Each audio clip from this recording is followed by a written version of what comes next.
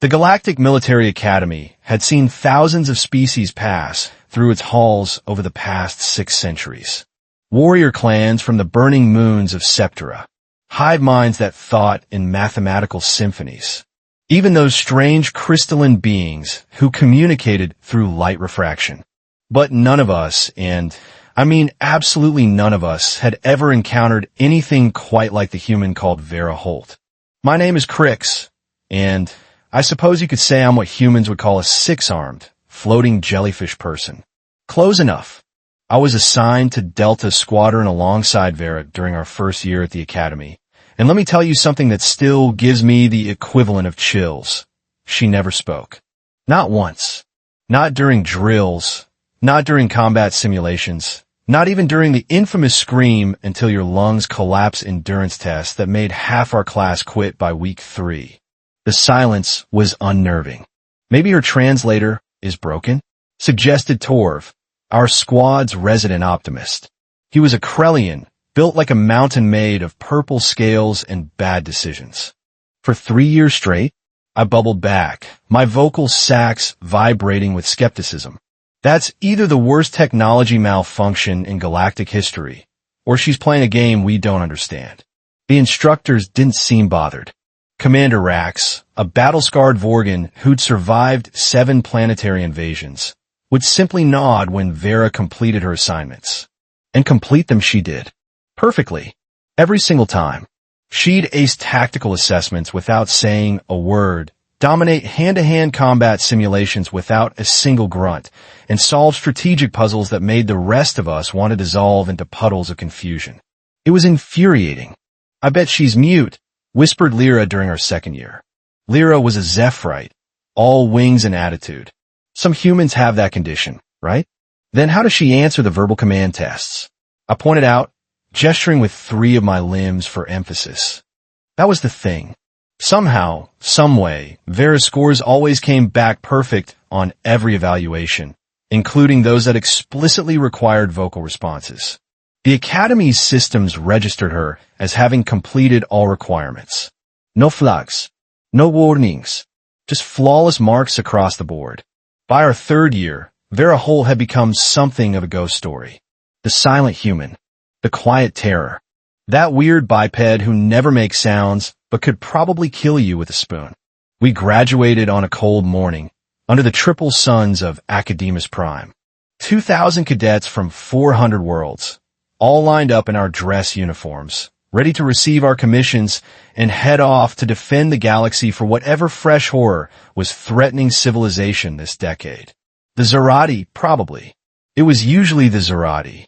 Commander Rax began calling names, each graduate stepping forward to receive their assignment. The ceremony was supposed to be dignified, solemn, a sacred moment in every young warrior's life. Tor got assigned to border patrol. He looked thrilled. Lyra drew reconnaissance duty. She practically flew up to accept her posting.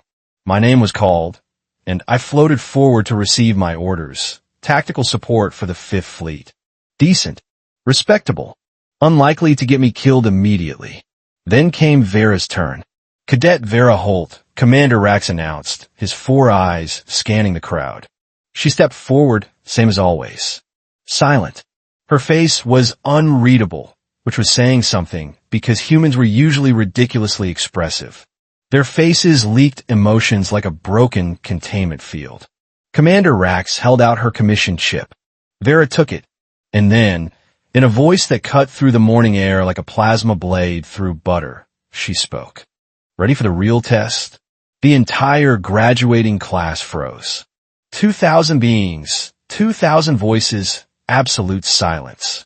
Because it wasn't a question directed at the commander. It wasn't rhetorical. It wasn't even particularly loud. But somehow, every single one of us knew she was talking to all of us. But what now? Torv managed to sputter.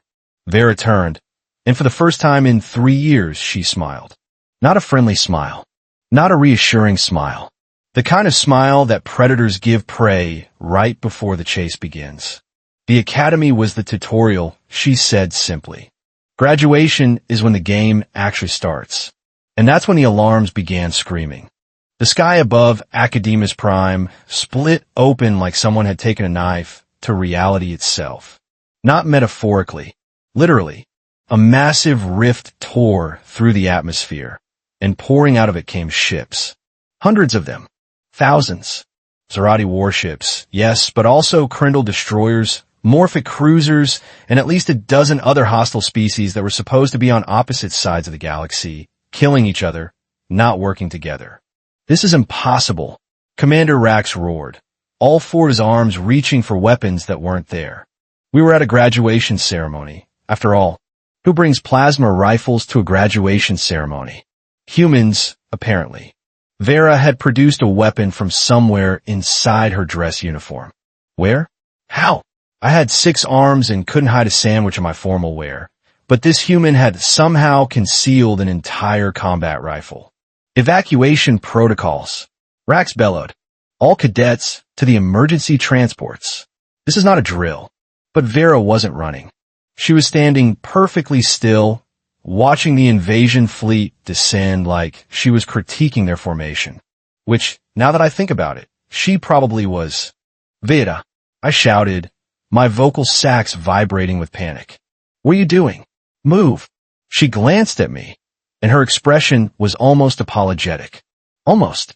Sorry, Qrix, she said, her voice calm enough to make me want to scream. But someone had to make sure you were all ready. The galaxy doesn't wait for graduation ceremonies to end before it tries to kill you. My brain, such as it was, took approximately 3 seconds to process that statement. Wait, I said slowly. Wait. Are you telling me that you arranged this? This invasion?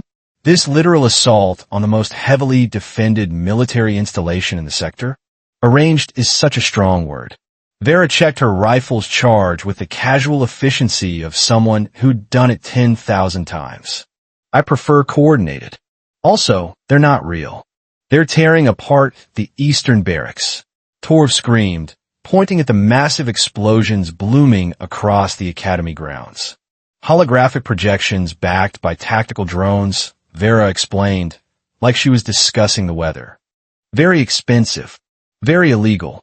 Very effective at testing whether 4 years of training actually prepared you for combat, or just prepared you to follow orders in a controlled environment. Lyra landed beside us, her wings spread in a threat display. You magnificent lunatic. You faked an invasion to test us? Not faked. Simulated. There's a difference. Vera raised her rifle and fired 3 shots in rapid succession.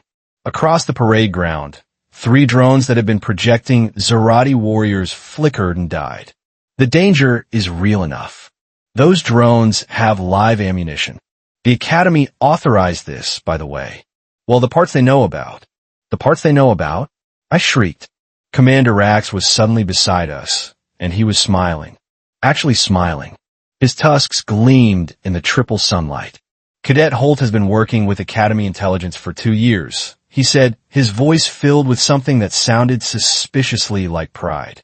We needed to know if our training methods were producing real soldiers or just good test takers. She volunteered to be our control subject. Live among you. Train with you. Never speak.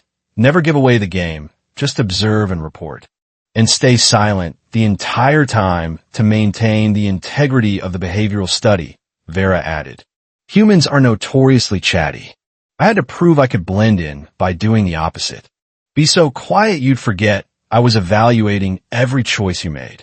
Torv looked like his brain was melting. 3 years. 3 years of silence. For an experiment? For science, Vera corrected. And to answer the real question, when chaos hits, when everything you train for meets actual reality, will you freeze or will you fight? More explosions. More screaming. Cadets were scattering in every direction, some running for transports, others grabbing whatever weapons they could find, a few just standing there in shock. So what's the answer? I asked, surprising myself with how steady my voice was. Do we pass? Vera's smile widened. Look around, Qrix. I did. And I saw Torv organizing a defensive perimeter with a dozen other graduates. I saw Lyra leading a flight squad to intercept the drone fighters. I saw 2,000 cadets from 400 worlds doing exactly what they'd been trained to do, adapting, surviving, fighting back against impossible odds. Not bad, Vera said quietly. Not bad at all. Though for the record, 73% of you went for the wrong cover positions, and whoever authorized the eastern flank defense should probably retake tactical assessment. I'll let them know, Commander Rax said dryly. After they stop having panic attacks. The simulation lasted another 20 minutes. When the all-clear finally sounded, when the last holographic ship flickered out of existence and the drones powered down, the entire graduating class stood in the smoking ruins of the parade ground, breathing hard, staring at each other with the wild eyes of people who'd just survived something impossible. So what did you think? Did this story surprise you? Let me know your thoughts in the comments below. If you enjoyed this sci-fi story, please hit the like button. It really helps the channel grow. And don't forget to subscribe for more mind-blowing science fiction stories every week.